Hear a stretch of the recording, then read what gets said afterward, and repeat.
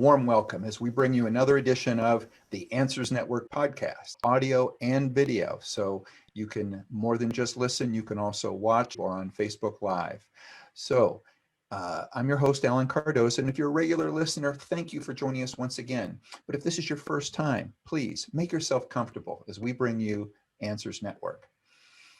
Now, each week, this show will continue to address issues such as locating a runaway teen, family crisis intervention, building self-esteem, learning more about ourselves, and maximizing our happiness, and so much more. And having over 30 years experience working with families in crisis, I've been fortunate to meet and work with some of the top professionals in many of the helping fields and skilled authors who are working to make this world a better place for all of us. Now, I'd really appreciate if you could all do me a big favor. Please forward at least one of our shows to your social media group and to someone you know who can benefit from today's subject. This is one powerful way that we can make a positive difference together. Now, our topic today, which is also the title of our guest's new book, is Becoming an Empowered Empath, Setting Clear Boundaries and Embodying One's Intuition. Our guest, Wendy De Rosa, is the founder of the School of Intuitive Studies, where she has been helping people develop intuition and experience personal transformation for over 2 decades. Wendy is a popular faculty member at the Shift Network and has filmed 2 programs for the Mind Valley's Spiritual Growth Channel, something that I've watched and enjoy very much. She has been featured in Psychology Today, the Huffington Post, the Shift Network, Better Connecticut CBS, Thrive Global, Origin, and many other local and national media outlets. Wendy, welcome to Answers Network. Thank you so much for having me. It's an honor to be here. Well, it is my pleasure. And, I was thinking about this, and I was realizing that when I talk to people or I mention anything in regards to an empath, it's a word that many people have heard, but they don't really know what it entails. So I think to start off with, if you could tell us a little bit about what is an empath and how can someone tell if they are one also? Yeah, absolutely. So an empath is someone who feels the energy of other people, and that can be interpersonally. It can be walking into a room and feeling the vibe of a room. It can also be feeling the collective, everything that's going on in the world. For example, some people who identify as empaths will say, here's some examples. They would say, I walk into a room or I'm having a conversation with somebody and I walk away feeling terrible and they walk away feeling great. Or I feel fatigued. I feel run down. I can't separate my emotions from someone else's emotions. I take everything on in my body. And then at the deeper level, I can't feel myself. Those are some examples of what, someone who might be an empath would experience. Well, if someone is feeling some of these things, how can they find out more about it? But also, how can they hone it? Because I think, as you said, you can walk into a room or you can be around people, and I'm one of those that, and I don't know if it's my investigator training or what it is, but I think that I take on a lot of other people's feelings or their emotions or their energy. But I think I've been trained a little bit to think about it or use it as an investigator. How does one, if they're going to control it a little bit and not feel like you're taking on so much, and you realize that you've now gone home and gone, oh my God, I feel drained, but you didn't really do anything except take on everybody else's energy? Yeah, I think you brought in a good point regarding the training piece and how to be with it. So I'll say this is that sometimes people who identify as an empath will say, I'm an empath, therefore I take on the energy of others. But they're actually 2 separate experiences that happen. The empath will feel empathy, empathetic. They will feel the energy. They will have empathy for the individual, and they might, on an intuitive level, feel what someone else is experiencing. Taking on the energy and going home with it is called overly empathic.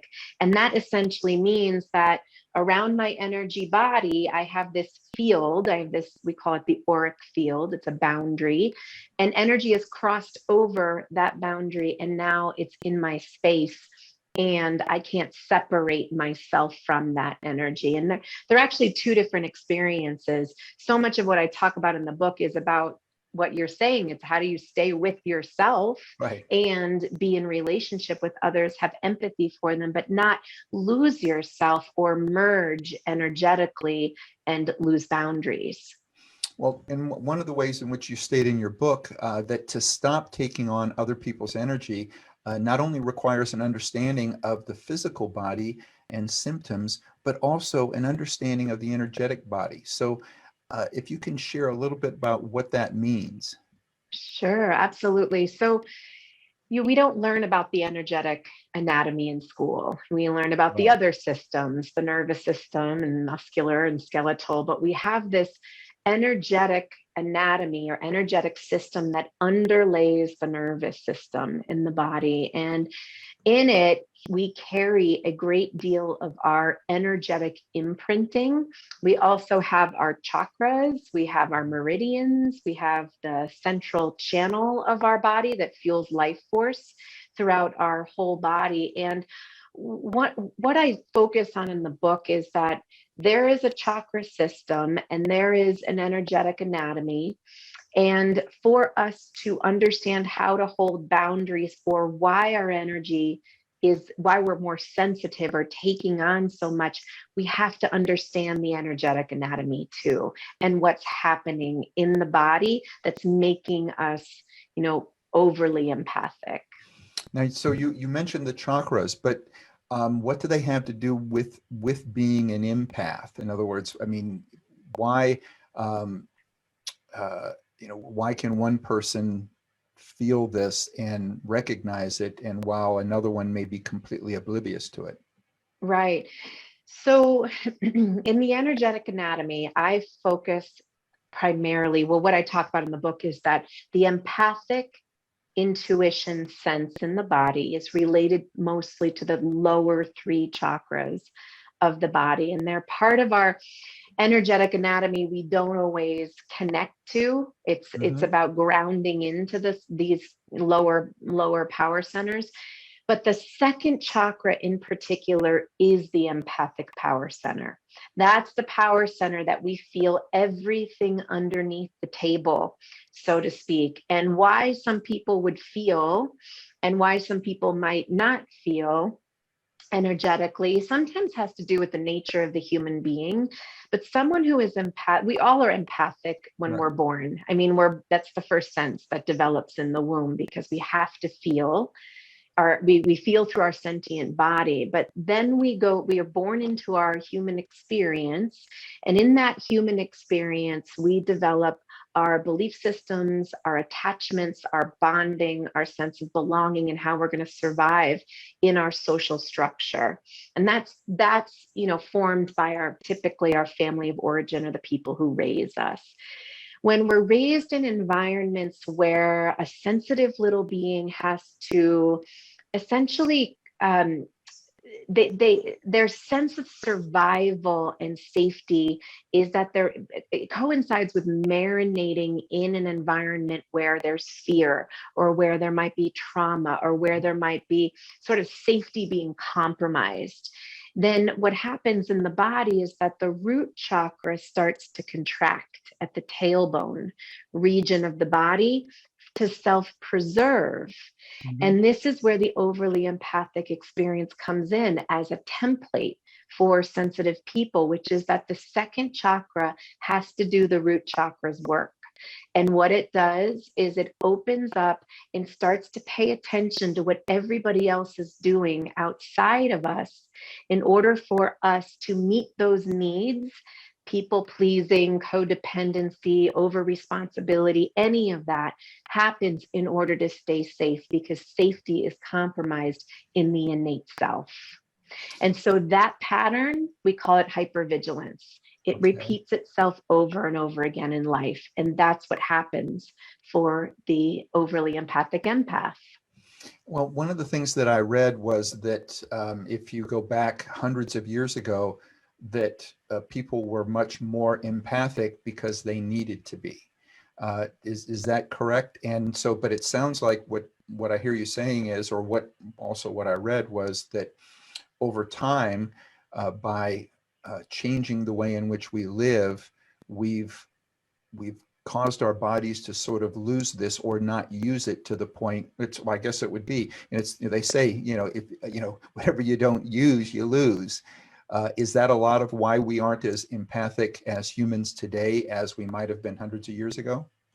Well, in some ways, it's hard to say. I think sometimes we are very empathic. I think because there is a lot of energy in the field right now, I think people are having overly empathic experiences, whether or not people identify as empaths. Everybody feels something today. I do believe that every generation and every generation brings in another level of consciousness. And there are past generations that needed certain levels of survival, they were more, in many ways, in some ways more grounded than we are today, and might be having certain levels of attachment or certain ways of surviving in the world that were appropriate for those times. And now we're in a time period where, we're processing a lot of intergenerational, past history that we might be carrying in our energy body. And we're living in current times that is essentially erupting with a lot of old systems that don't work anymore, that are dismantling. And so we're experiencing this outer system chaos, and it's triggering our inner personal pieces and wounds and aspects to heal inside ourselves. And some of that is carried through time, and some of that is our own personal experiences in this lifetime. But I certainly feel that empaths are waking up to their gift more so, or maybe we just have a language for it now. Mm-hmm. I get it. You mentioned earlier about being oversensitive or over empathic, and part of that being a people pleaser. I think I'm one of the people that's guilty of that. And as you said, it may have started with something very, very early on. How does one balance that? Not that you have to get rid of it, but how do you balance that in such a way that you're still taking care of yourself as well? Yeah, it's a great question. And it is, I love that you use the word balance, because pleasing people, helping people, caring for people, wanting to make a difference in the world, those are powers of the empath, or the sensitive being, someone who wants to have legacy and imprint and impact on this planet. I mean, we want that. Those are the empaths that are leading us in the world right now. Where it gets difficult is when we disconnect from ourselves, when we override our body's instincts, when we override our intuition, when we've sort of, what I say, come up too high in the body and we disconnect from the physical body or from the lower chakras that gives us that need for sustenance and nourishment and replenishment, which sometimes is just sleep, or walking out in nature, or going to see the sunrise, or being with children, or whatever it might be for people. When we're elevated in our body and we're not meeting the body's needs, that's when we disconnect from ourselves, and that people pleasing turns into what we might say is a negative experience, because we're losing ourselves in it.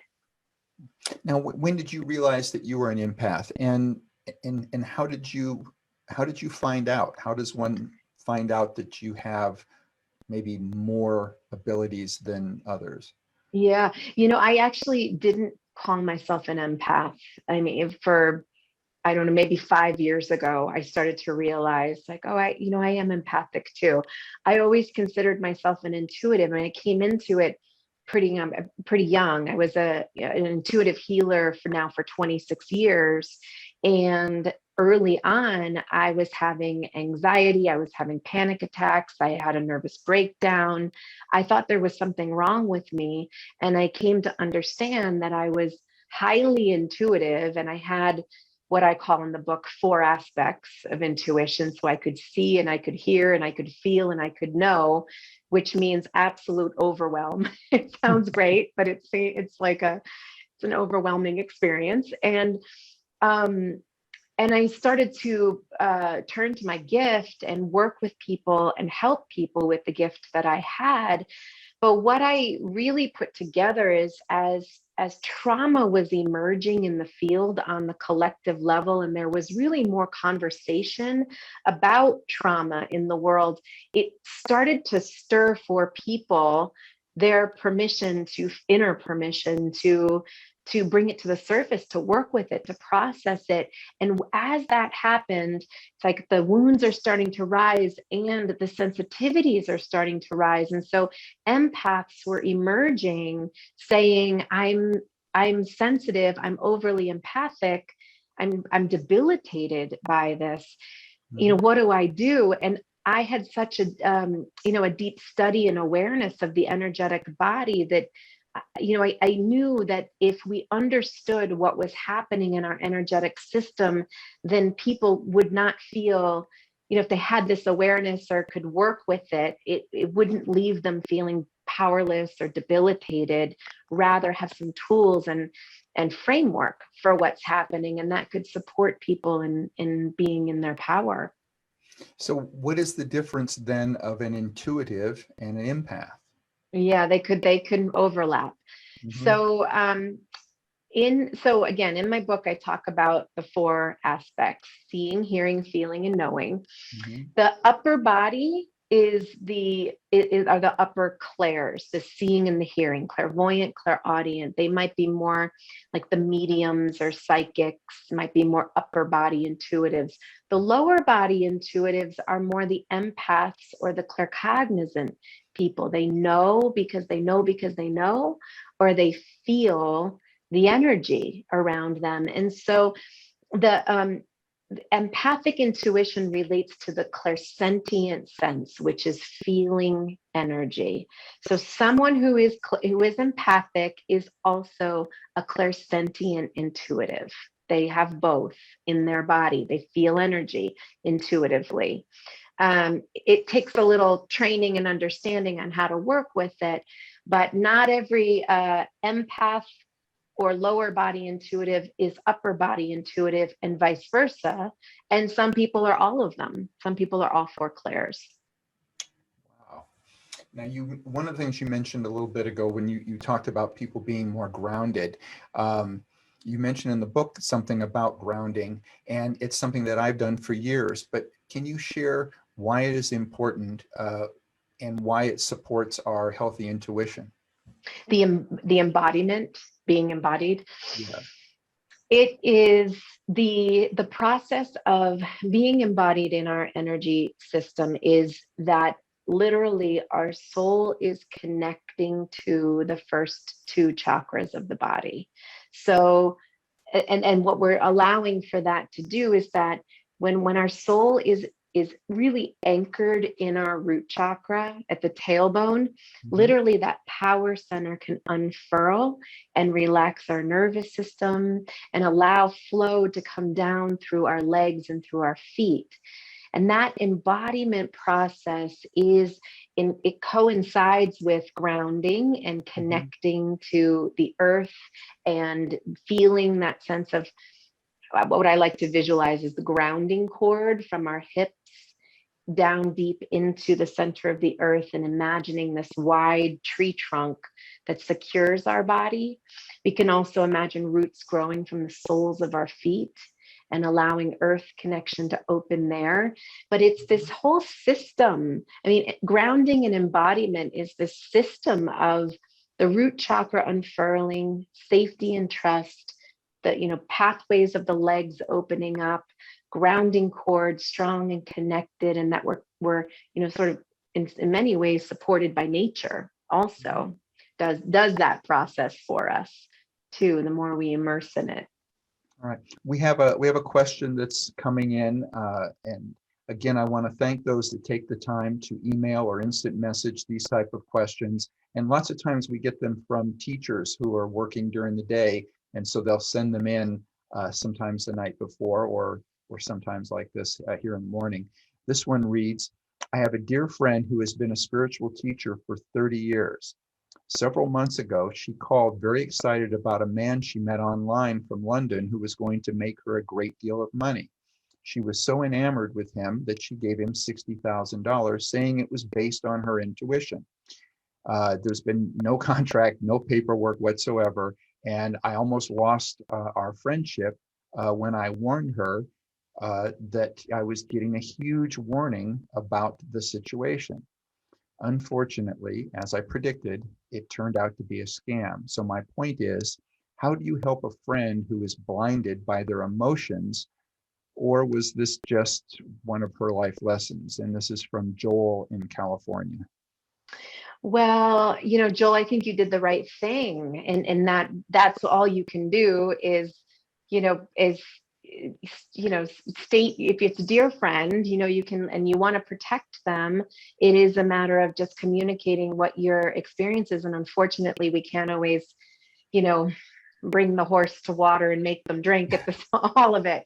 So it's unfortunate that it happened. And it sounds to me like that was a lesson for your friend to learn, a very expensive lesson, but it was a lesson. I mean, I think you did what you could do, and now it's sitting in the aftermath of the feelings of how it, you wish it would have gone differently, and it's a disappointment. So yeah. We are speaking with Wendy De Rosa. Her book is Becoming an Empowered Empath, Setting Clear Boundaries and Embodying One's Intuition. We're going to take a break. We'll be right back. Stay with us. You're watching or listening to Answers Network. Founded over 30 years ago to meet the needs of families in crisis, West Shield has continually focused on resolving issues that negatively impact families and businesses.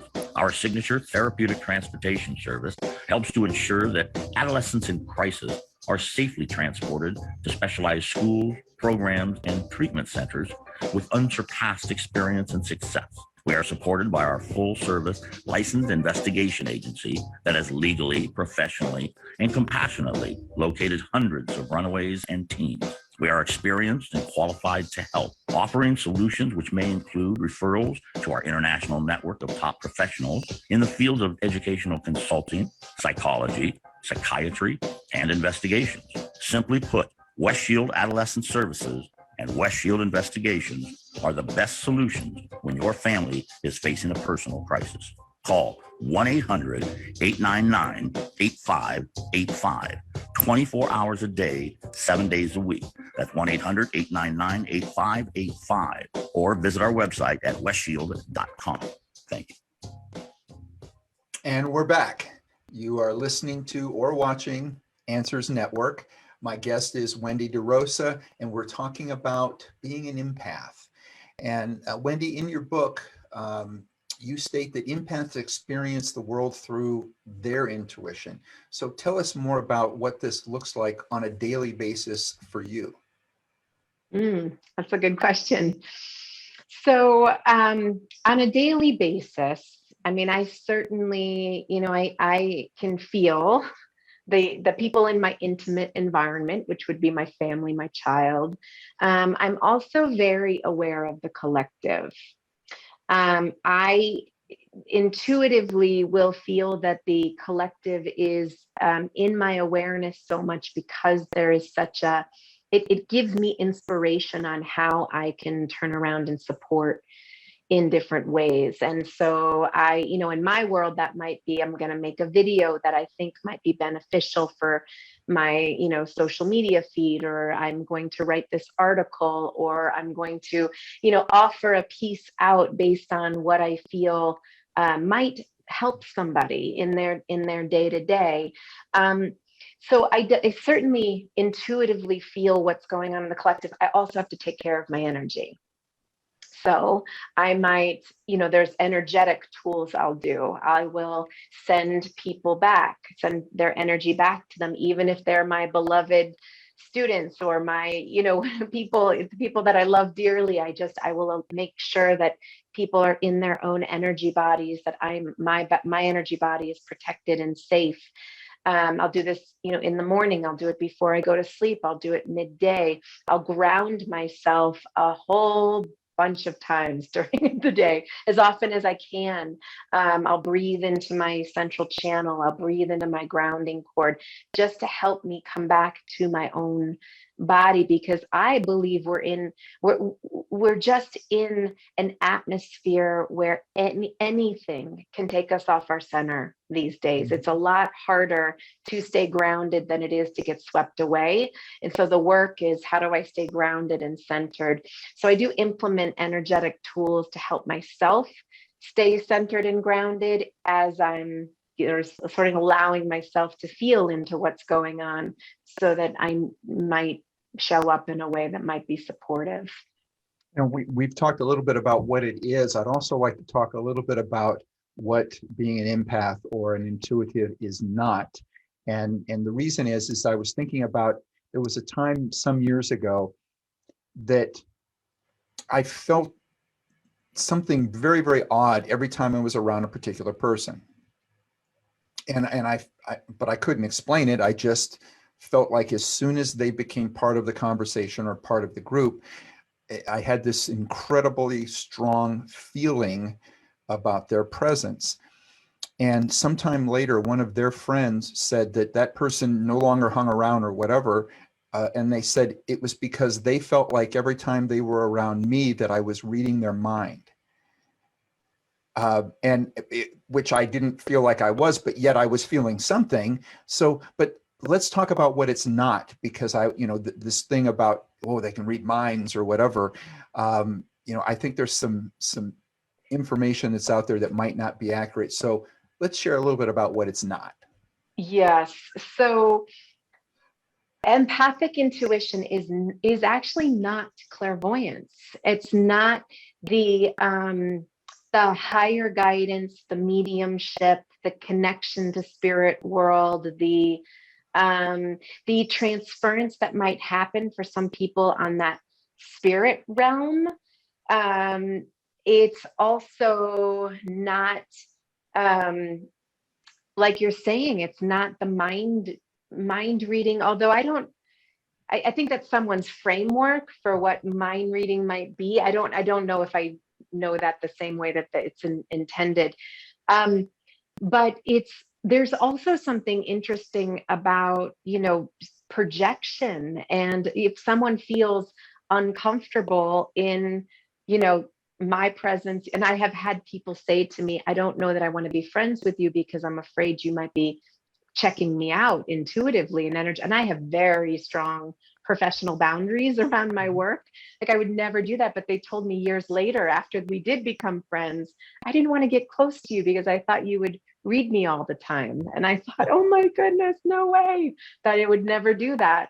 But that sometimes there's that fear, that uncomfortability we sit with when we're in a presence of somebody, and we might make it about the other person instead of sitting with our own feelings and saying, wow, what is this? What is this about this person's energy, and how do I want to be in myself around that?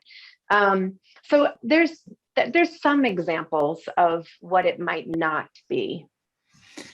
First of all, I'm glad that you brought up the part in regards to turning it off, because I would think that it would be exhausting to be on all the time. And I know that I've told people that just from the investigation part of me, of saying, no, I really do turn it off. I don't want to have it on all the time. And I would imagine the same is for you. So share a little bit about what the boundaries are, that you establish for yourself and why that's important. Yeah. Well, the empath is the healer. I mean, that is an archetype of the empath. And so we don't want to be going out there healing everywhere, everyone all the time. I mean, I learned for myself long ago from my teacher as I was training as a healer is that you do it in a professional space. You don't go out into the world to be open. It's you sit down and you ground yourself and you do an opening and you tune in, and that's when you utilize that gift. Otherwise you're all over the place with it. And so that the boundaries would be grounding, pulling your energy back into your body. Anyone who's listening to this, specifically the lower chakras, I'm taking my hands in front of my lower belly and just drawing that energy back into my body. So I'm calling my energy back into my body. I also really believe in the power of radiance, which is the central channel of our body, this beautiful, I call it the pillar of light, and light flowing through it and in a way that creates a radiance and a filling ourselves up with our energy in our own body coming from the center of the body. So we're less working at the periphery, more at the center of our body. So when we stand in our presence and our radiance, we aren't necessarily attuned to everything on the periphery to where we would need to be reading energy, without permission. It's about grounding and staying centered in ourselves again. So you can also ask for a bubble of light around you to stay centered. And there's a few more tools I offer in the book too. Yeah. Yes, and I've been reading the book, folks, and you really should check this book out. It is. I felt it very enlightening, and it actually made me smile. I mean, in the sense of, there are some books where I feel like I'm reading it to learn, but I'm not necessarily smiling and enjoying it while I'm learning. But with this, I sort of felt I'm really enjoying this, and I'm feeling better about things. So again, folks, if you get a chance, please do pick up the book. Now, there was another thing I was going to touch on. In regards to, you mentioned trauma earlier. Trauma is something now that, a lot of people are going through, but let's talk about how trauma affects our energy fields and why it's so important to honor the trauma healing process rather than just ignoring it. Absolutely. So again, I was talking about the lower three chakras of the body, which is where we house energetically so much of our humanity. And that includes our history. And that includes history from this life. And that includes history we might have taken into our body intergenerationally. It might have been passed down through the line. We might have carried it in on a soul level. And so in the lower half of our energy body, this essentially the trauma imprints that we might hold there energetically, if they're not processed, if they're not healed, then what ends up happening is on the, again, spirit level, is the spirit will sit higher up in the body, and we will go through life from basically the base of the heart upward, just fine, actually, until we have one rug after another being pulled out from under us, or we're having relationship issues, or, there's some situation that's going on the humanity level that we're not able to deal with or cope with. And that when we do, it brings us back down into our body and into that pain that we hold. This, in spiritual work, there's a term called spiritual bypass. Spiritual bypass on an energetic body means that I am living from the base of the heart upward, and I'm not embodying, processing the traumas that are held in the lower half of the body. And some may say, well, I don't have trauma. I didn't have a history of trauma, but there is something always to explore about our embodiment, our power, and our humanity in the lower half of our body, especially when we're in a time period where we are evolving and systems are dismantling, like patriarchal systems or any type of systems that we're in right now. They're dismantling, and so they're going to stir something in us, in our history. And so much when it comes down to trauma in our energy body, again, it brings us to first, second, and third chakras. And what are we holding subconsciously that we need to bring love, attention, and care to, so that we can heal? And again, our soul can come back down and we can embody more of our power here on this earth. Okay. So what you're saying is that we actually can inherit energy imprints from our families. Yeah, That absolutely. it can be something that we've inherited.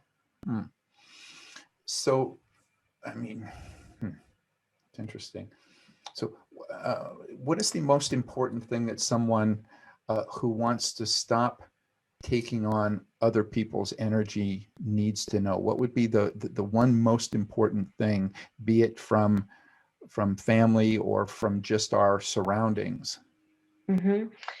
Grounding, first of all, is to ground yourself. It's also being triggered by other people's energy is a really good invitation to look inside and say, how am I allowing, or what is this trigger pointing to in me that I need to see in myself? Essentially, where am I not stepping more fully and embodying more the fullness of me?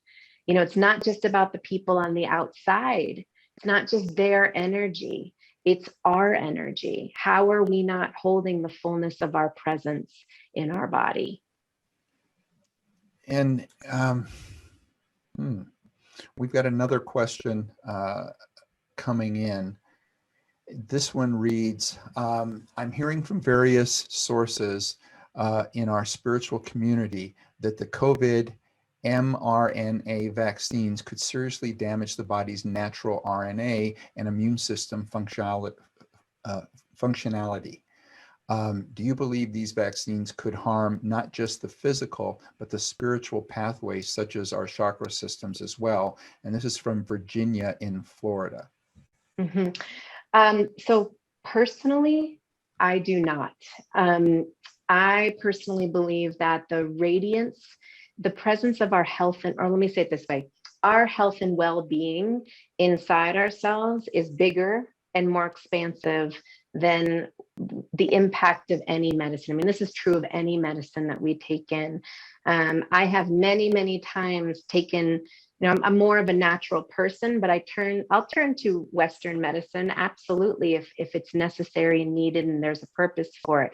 I also trust my intuition and my body's systems. And so I will hold the absolute wellness of my being in combination with any medicine that I might not need, whether it's a Western medicine or whether it's an herbal medicine.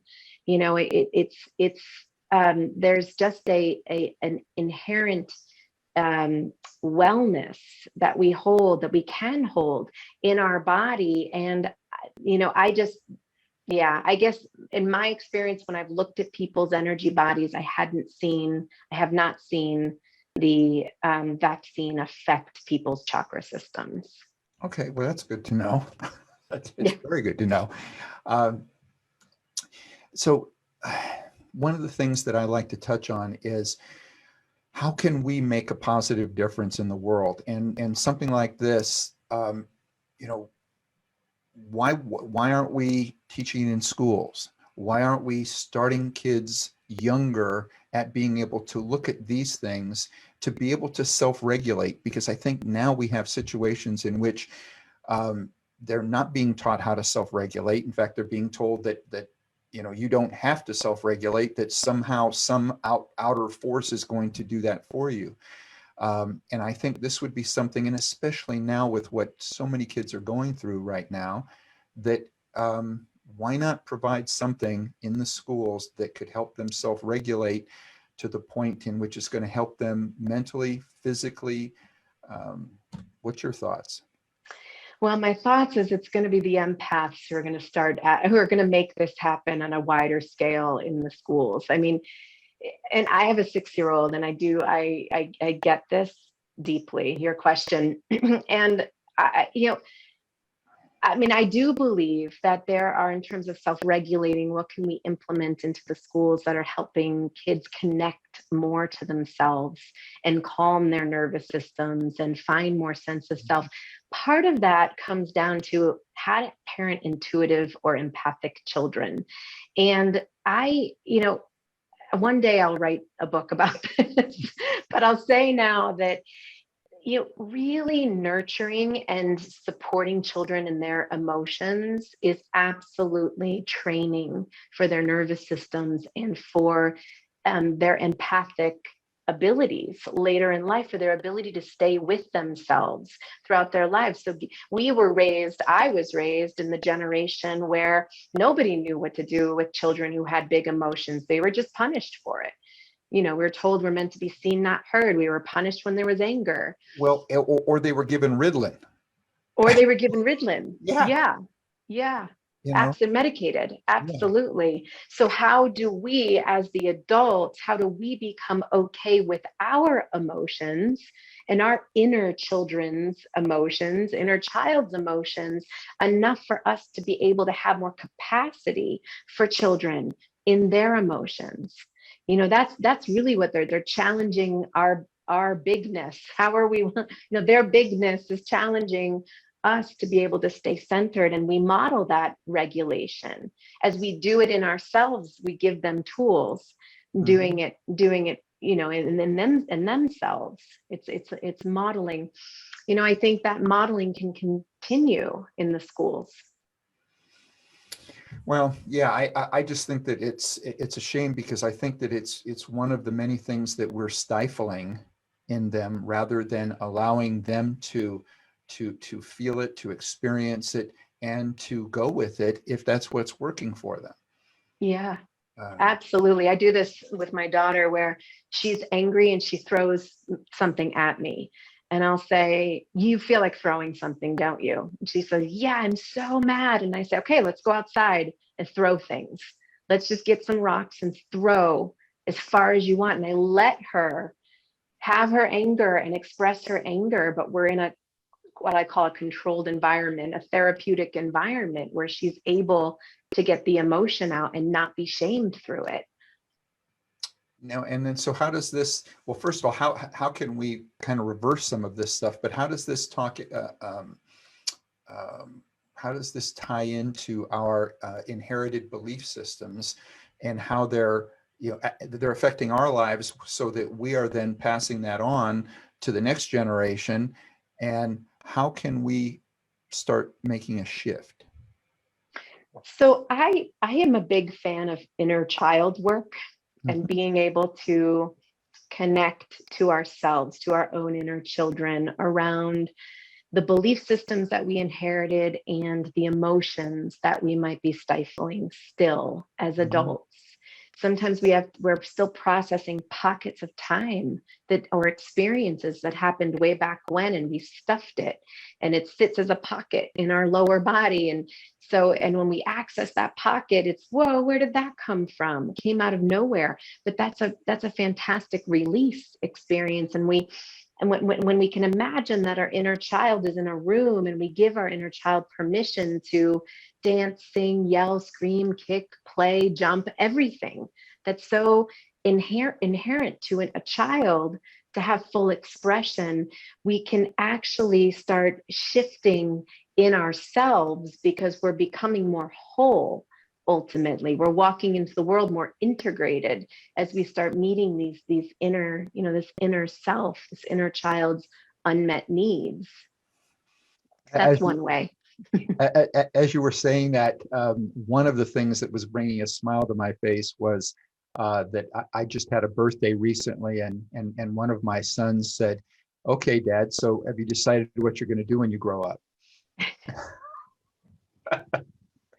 So I think there's a little inner child still hanging out there.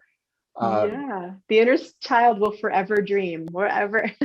Yes. So much potential.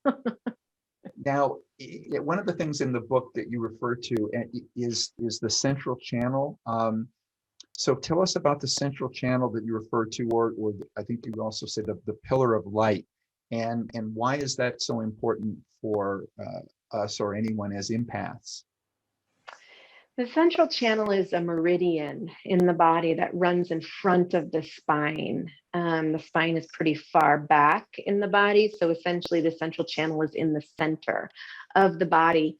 And through it is ultimately in the center of it is us and like our soul and divine nature, the God, grace, divinity, whatever word is resonates.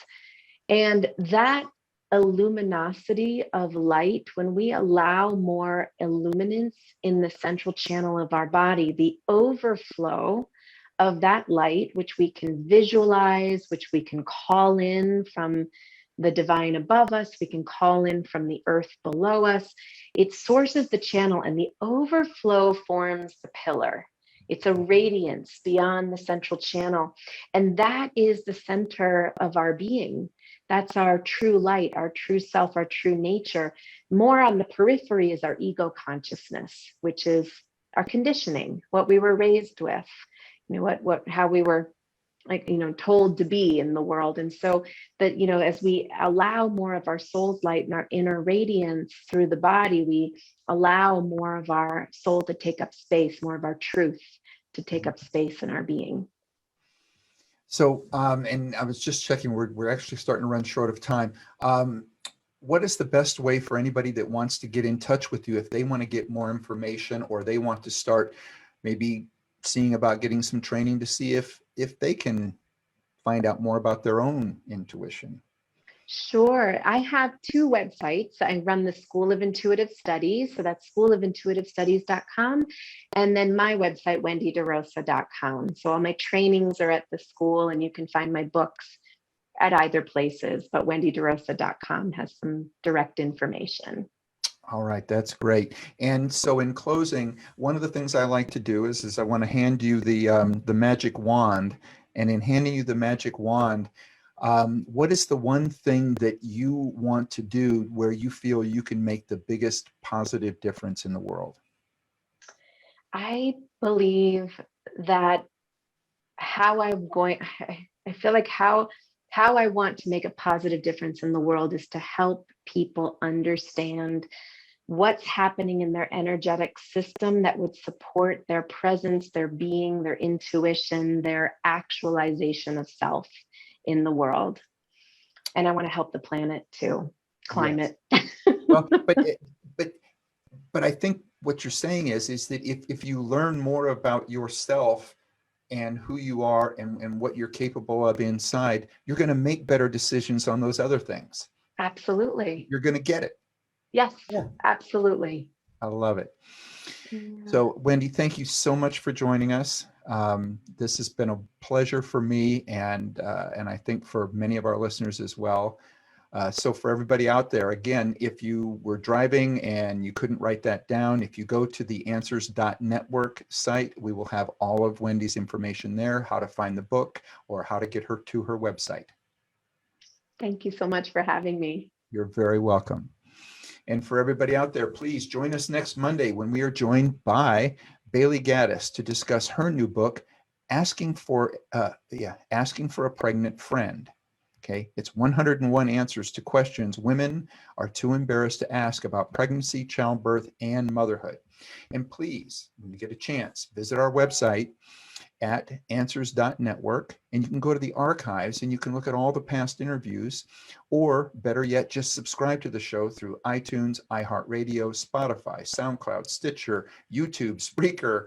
I think it's UgeTube. It's spelled UGETUBE. Check it out. And whatever popular podcast you listen to us on, if they don't have our show, contact them and tell them you want Answers Network. Now, if you like what you hear, please leave a review. It helps us reach more people, and I want you to know that I greatly appreciate it. So for everybody out there, listen to your intuition, be good human beings, and make a positive difference in someone's life. And let us know what you did and how it made you feel. And I'll start sharing some of those on the air each week. Until next week, I'm Alan Cardoza, and you're reaching me here at Answers Network. Hello, I'm Marty Cove. You might remember me from roles such as Sensei in the Karate Kid films. I've done over 100 films and countless stunts in my career, and I've always given 100%. With the damage done to my body over time, I needed to find relief from my chronic pain. My passion for health and fitness drove me to find a natural way to combat muscle pain. Teaming up with doctors, detectives, and a compounding pharmacist, we've created Marty's Cobra Cove Ultra Strength CBD Cream. It's the only thing that has been strong enough to knock out my pain, and fast. Honestly, you may have tried the rest, but it's time to try the best. It's legal, it's safe, and 100% effective. Show your pain no mercy. Go to www.martyscobracove.com. You're listening to Answers Network with Alan Cardoza, only on LA Talk Radio.